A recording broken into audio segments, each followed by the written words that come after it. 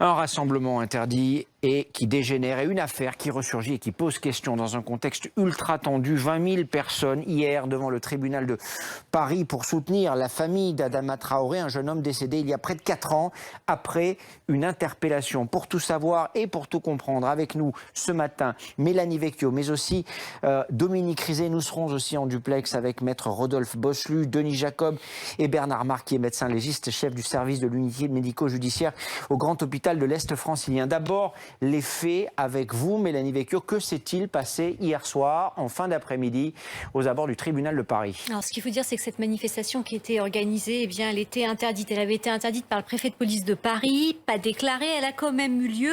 Cette manifestation, elle s'est déroulée en 2 temps, entre 19h et 21h. C'était bon enfant, dans le calme. À partir de 21h, c'est là, au moment de la dispersion, comme souvent, qu'il y a eu quelques incidents sporadiques, nous dit la préfecture de police de Paris. Feux de trottinettes, matériel urbain dégradé, des barricades qui ont été érigées. Là, les forces de l'ordre sont bien évidemment intervenues à de multiples reprises, notamment les pompiers également. Il y a eu des feux sur des poteaux, des feux de drapeaux américains, blocage du périphérique. Là encore, les policiers sont intervenus. CRS, gendarmes mobiles, braves à pied, braves à moto.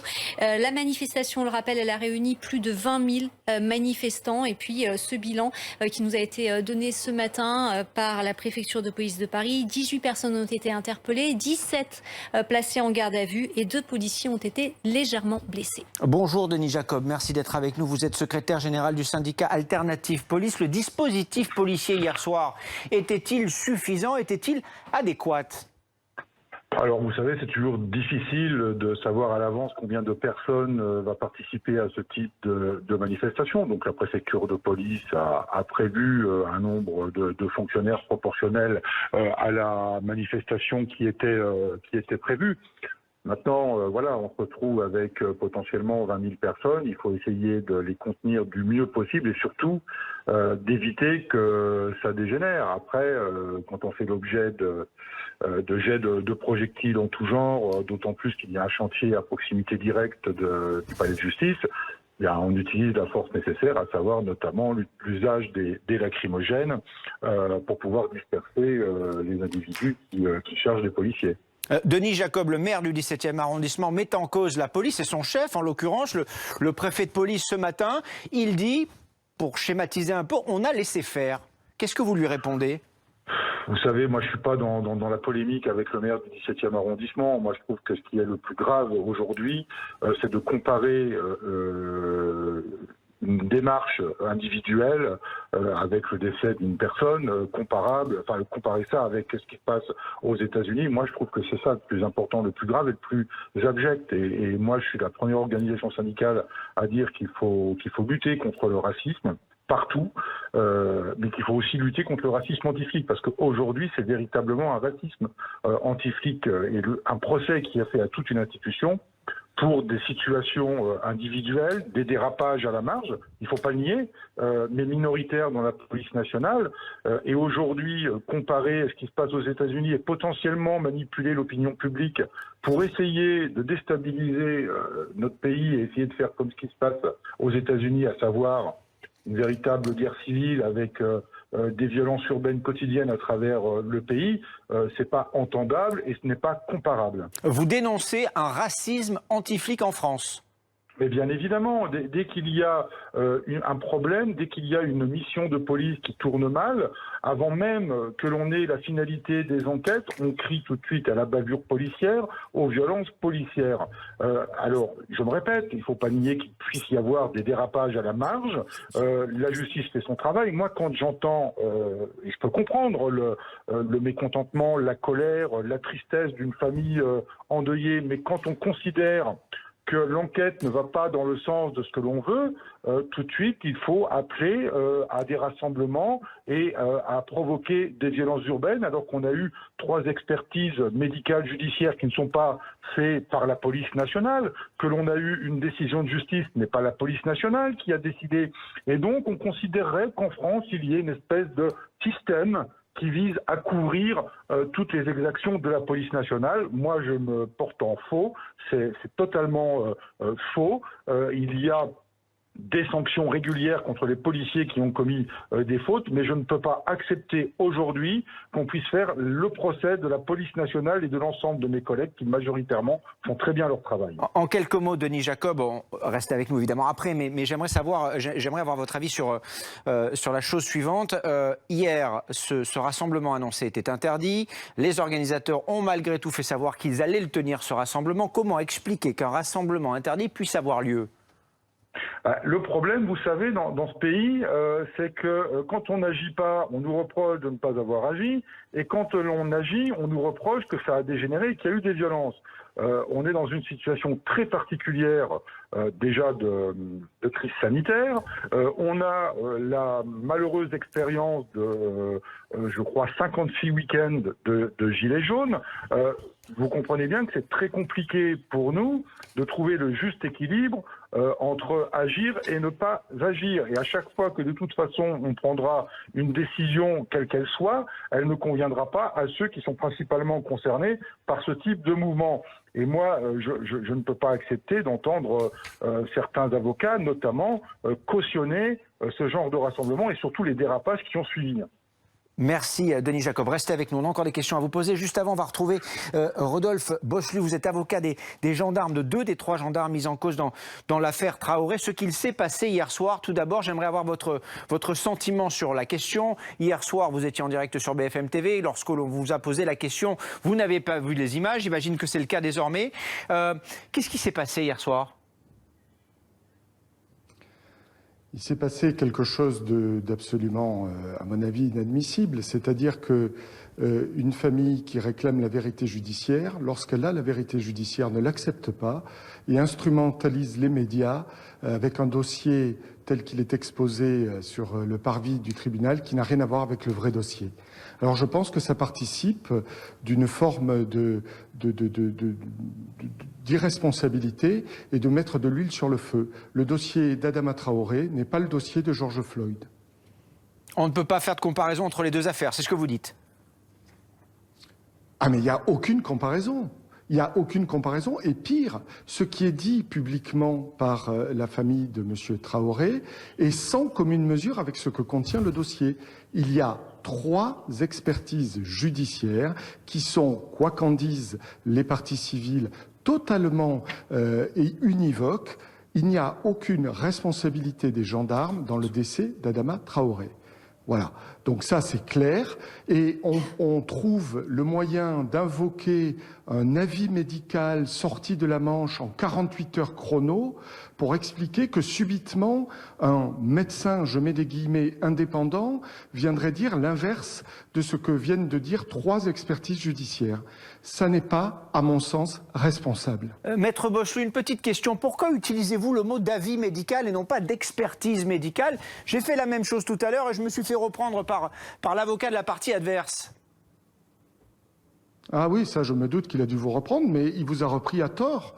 Parce qu'il n'y a d'expertise judiciaire que des expertises qui s'inscrivent dans le cadre du code de procédure pénale.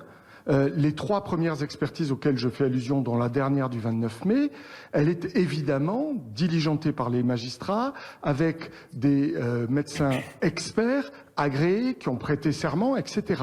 Il y a donc un caractère contradictoire dans le déroulement de cette mesure qui n'existe pas dans un avis qu'on sollicite de son côté d'un médecin qui, lui, n'est pas désigné par la justice et qui, visiblement, rend un avis qui est favorable aux parties civiles. C'est pas du tout la même chose. Pour être bien clair, cet avis, il va malgré tout être versé au dossier. Oui. Il sera une pièce du dossier, mais il n'aura pas la même valeur probante qu'une expertise judiciaire, c'est-à-dire une expertise qui s'inscrit, encore une fois, dans le cadre et dans le respect des règles de la procédure pénale. Or, ce qu'on voit, c'est que, en définitive, la vérité judiciaire importe bien peu aux parties civiles. Ce qu'elles veulent, c'est créer de toutes pièces une vérité médiatique qui n'a strictement rien à voir, de près ou de loin, avec le dossier. Pardon, au-delà de cet avis médical ou de cette expertise médicale, chacun se fera son idée sur le mot. Ce que vous reproche la partie adverse, c'est qu'il n'y a pas eu de reconstitution dans ce dossier. L'un des témoins clés n'a pas non plus été entendu. Qu'est-ce que vous répondez à ça? Est-ce qu'il n'aurait pas mieux valu finalement qu'il y ait reconstitution? Si vos clients sont, comme ils le prétendent, complètement innocents dans cette affaire, est-ce que ce n'était pas plus simple de procéder à une reconstitution, d'entendre ce témoin clé? Alors, d'abord, le témoin clé, premier point, a bien été entendu par les enquêteurs. La famille Traoré considère qu'il n'a pas été entendu par les juges d'instruction au motif qu'il aurait subi des pressions de la part des gendarmes. Alors, je veux être très clair, il y a eu des pressions dans ce dossier, mais elles émanent toutes de la famille Traoré. C'est pas dit une fois, c'est dit 10 fois dans le dossier. Ça, c'est le premier point. Vous voyez comme le dossier diffère de la prise de parole publique. Premier point. Deuxième point sur la reconstitution. Les magistrats ont considéré qu'il n'y avait pas lieu à reconstitution. Je vais en dire 2 mots. Il y a eu un recours de la famille Traoré devant la Chambre de l'instruction qui a considéré, après examen, donc il y a eu double examen de magistrats, qu'il n'y avait pas lieu davantage à une reconstitution. Pour une raison très simple d'ailleurs, c'est que il n'y a qu'une version dans ce dossier qui est la version des gendarmes. Reconstituer quoi d'autre? Voilà, cette version n'est pas contestée ni par les investigations techniques, ni d'ailleurs par les expertises médicales. Donc j'ai l'impression qu'on est dans le fantasme de dire on nous cache tout, il y a un vaste complot, l'institution judiciaire est contre la famille Traoré, tout le monde est raciste, depuis les experts jusqu'en passant par les gendarmes et visiblement sans doute également les magistrats. Franchement, la ficelle est un peu grosse. La ficelle est un peu grosse, dites-vous. Vous dites qu'il n'y a pas de lien entre ce qui est arrivé à George Floyd il y a une dizaine de jours à Minneapolis et ce qui est arrivé il y a près de 4 ans à Adama Traoré. Et pourtant, sa famille fait un lien. Je vous propose d'écouter sa sœur. Elle était ce matin sur BFM TV. Malheureusement, la mort de George Floyd vient imager la mort de mon petit frère. Les gendarmes le disent. Dans la nuit où mon frère est mort, Adama Traoré a porté le poids de nos 3 corps. Adama Traoré a subi un plaquage ventral. Adama Traoré a uriné sur lui. Adama Traoré a dit « je n'arrive plus à respirer ». Et quand George Floyd va mourir, ça va nous glacer. Ces images vont nous horrifier. Et ces images vont nous montrer et calquer la mort d'Adama Traoré. Donc bien évidemment, on ne peut pas le faire sans faire parallèle avec ce qui se passe en France. Et c'est surtout de dire ce qu'on dénonce en France, l'indignation qu'on dénonce aux États-Unis. Il se passe exactement la même chose en France. En France, c'est encore pire. Aux États-Unis, les policiers ont été limogés. En France, les gendarmes ont été récompensés. Il faut savoir que quand mon frère va mourir, nous avons M. Leroux et Cazeneuve qui vont faire le déplacement chez nous à Beaumont pour remercier les gendarmes. Ils vont être médaillés. Et ça se passe en France. Et nous avons des juges qui vont nous refuser la reconstitution. Voilà pour les propos d'Assa Traoré ce matin sur BFM TV. Vous l'avez entendu il y a quelques instants à peine sur notre antenne. L'avocat de 2 des 3 gendarmes dit, lui, le contraire. Aucun rapport entre cette affaire George Floyd et l'affaire Adama Traoré en France. Bonjour Alexis Corbière, merci d'être avec nous. Vous êtes député La France Insoumise. Est-ce qu'il y a un rapport entre ces 2 affaires? Est-ce qu'on peut même les comparer? La société américaine est très violente, hélas très marquée par le racisme. Je rappelle que les Noirs aux États-Unis ont obtenu le droit de vote en 1964. C'est dire l'état de ségrégation qui a marqué ce pays. Et c'est indiscutable qu'aux États-Unis, il y a un racisme encore très présent. Moi, je ne souhaite pas que la France devienne l'équivalent des États-Unis. Mais je constate une réalité. C'est le nombre de témoignages très importants de nos concitoyens qui souvent considèrent que le comportement de la police en leur direction n'est pas respectueux. J'en ai beaucoup dans ma circonscription, il y en a partout. Sitôt on a des images que l'on voit à la télévision de comportement de la police, ou du moins sur les réseaux sociaux, qui sont choquants. Je pense qu'il y a notamment l'utilisation d'une technique dite de plaquage ventral qui a été utilisée contre M. Traoré, mais qui a été aussi utilisée contre M. Cédric Chouviat, vous savez, ce livreur... C'était le 3 janvier dernier, devant la Tour Eiffel. Exactement, qui démontre qu'il y a des techniques mauvaises utilisées par les policiers. Et la difficulté, je vais vous dire, c'est que chaque fois qu'on veut poser ce débat, on se fait traiter de haine, soi-disant porteur de la haine anti-flic. On a des responsables syndicaux très agressifs qui ne veulent qu'on parle de rien. La police est un service public. Nous avons besoin d'une police républicaine. C'est un service public qui doit être à la fois défendu, mais qui peut être critiqué, comme tout le monde. On a le droit de critiquer l'éducation nationale, le droit de critiquer notre service hospitalier, la poste, et on peut aussi critiquer la police, mais le débat est interdit. Et vous avez immédiatement des gens qui disent « vous faites de la haine anti-flic », vous avez des syndicats que vous invitez dans vos émissions de télé, vous, au sens large, qui ont un discours corpo en disant « les collègues ont raison, il y en a marre », et on ne peut plus discuter de rien. Ce que nous a dit Denis Jacob il y a un instant, c'est qu'il y avait en France un racisme anti-flic.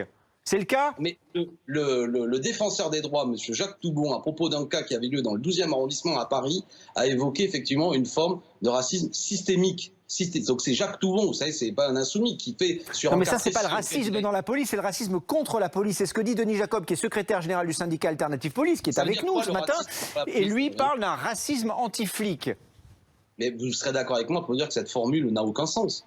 C'est quoi le racisme anti-flic? C'est pas une race, le flic, c'est absurde. Non mais ça c'est absurde. Je comprends que l'avocat fasse son boulot d'avocat, mais pardon, je voulais écouter avant, il a dit que la mort de M. Traoré n'a aucun rapport avec l'arrestation des gendarmes. Mais j'espère que lui-même, je comprends qu'il fasse son travail, mais qu'il mesure le caractère quand même blessant pour la famille. C'est-à-dire, monsieur l'avocat pense que si les gendarmes s'étaient pas mis à 3 sur le corps de M. Traoré, il ne serait pas mort. Enfin, je veux dire, ayons un peu de décence et de dignité dans tout ça. Le dossier est complexe, mais revenons à l'essentiel. Oui, alors, restez avec nous, s'il vous plaît. Alexis Corbière, 30 secondes, parce que Denis Jacob est aussi avec nous et il vous écoute, évidemment, et il voulait vous répondre. Alexis Corbière qui dit que c'est indécent, c'est indigne de parler de racisme anti-flic. Denis Jacob, qu'est-ce que vous répondez ? Mais c'est un fait. Quand on a un député de la République, qu'il soit de la France Insoumise ou d'un autre parti politique, qui se réfère à des vidéos sur des réseaux sociaux pour justifier qu'il y a une violence policière, alors que ce sont des vidéos qui sont tronquées, détournées pour certains, bon, moi ça me fait surtout sourire, notamment de la part de quelqu'un qui fait d'un parti qui prône depuis le début le désarmement de la police et la suppression de la BAC.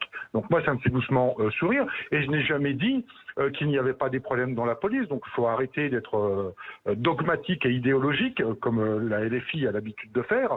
On reconnaît, en tous les cas, mon organisation a toujours reconnu qu'il pouvait y avoir des dérapages, que dans ce cadre, il y avait un système judiciaire en France qui était suffisamment efficace et certainement pas consensuel avec les policiers. À chaque fois qu'il y a eu des fautes clairement établies, elles ont été sanctionnées. Et en plus, c'est le principe dans certaines administrations françaises de la double sanction. C'est que vous pouvez ne pas avoir de sanction pénale, mais avoir quand même une sanction administrative qui peut aller jusqu'à la révocation. Donc il faut arrêter de dire qu'il n'y a pas de haine anti-flic, qu'il n'y a pas de racisme anti-flic. Et quand on a des élus de la République qui cautionnent les débordements qu'on a pu connaître hier, ou qui cautionnent aussi les débordements qu'on a pu connaître sous les gilets jaunes, et qu'il y a de la manipulation de l'ultra-gauche, eh bien franchement, je trouve pas ça très républicain.